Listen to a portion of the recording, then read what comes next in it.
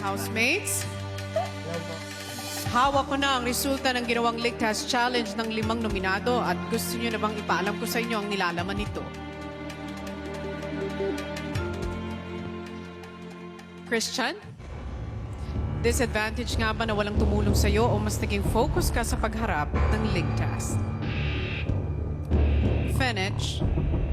Mababagal nga ba ang pagsasagawa mo ng Ligtas Challenge o dahil mas naging sure ka lang sa iyong mga galaw kaya ikaw ay naligtas sa gabing ito? At para sa iyo, Heaven, nagtagumpay ka nga ba sa inyong memory game o mapapanood mo na ba ang memories mo sa loob ng bahay kapag ikaw ang na-evict ngayong gabi? Kisses.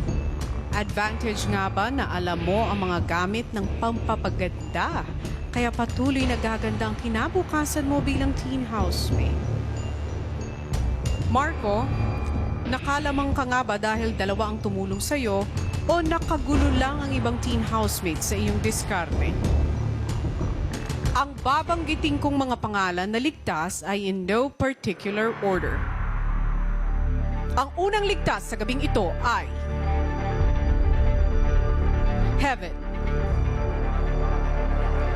Mananatili ka pa sa bahay ni Kuya. Christian. At meron pang isang ligtas ngayong gabi at ang kanyang pangalan ay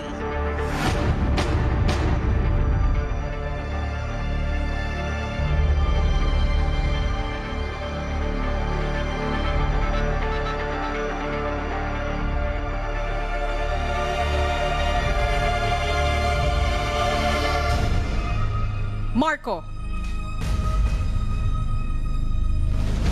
Isang pangalan na lamang ang ating hinihintay at mamimili na lamang tayo kung sino kayo na. Fenech at Kisses ang mananatili pa sa loob ng bahay. Sa oras na ito, magpaalam na kayo sa isa sa inyong mga katabi dahil ito na ang huling gabi mo na makakasama mo sila sa loob ng bahay. Dahil ang pangalan ng lalabas sa gabing ito ay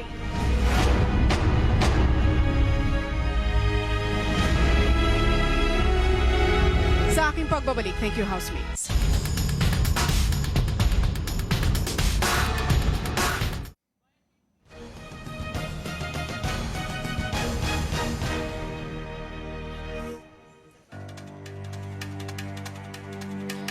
Magpapatuloy tayo, teen housemates.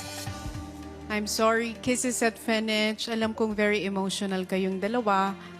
Pero ito na ang oras para ipaalam ko sa inyo kung sino nga ba ang sinuwerteng magpapatuloy pa bilang teen housemate ni Kuya.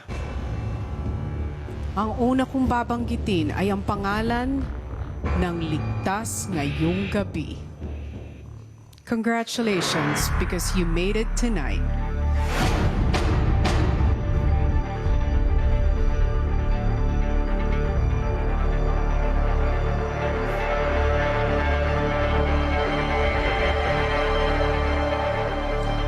Kisses, I'm sorry, Fenech. You have just been evicted from the Big Brother house. Thank you, teen housemates.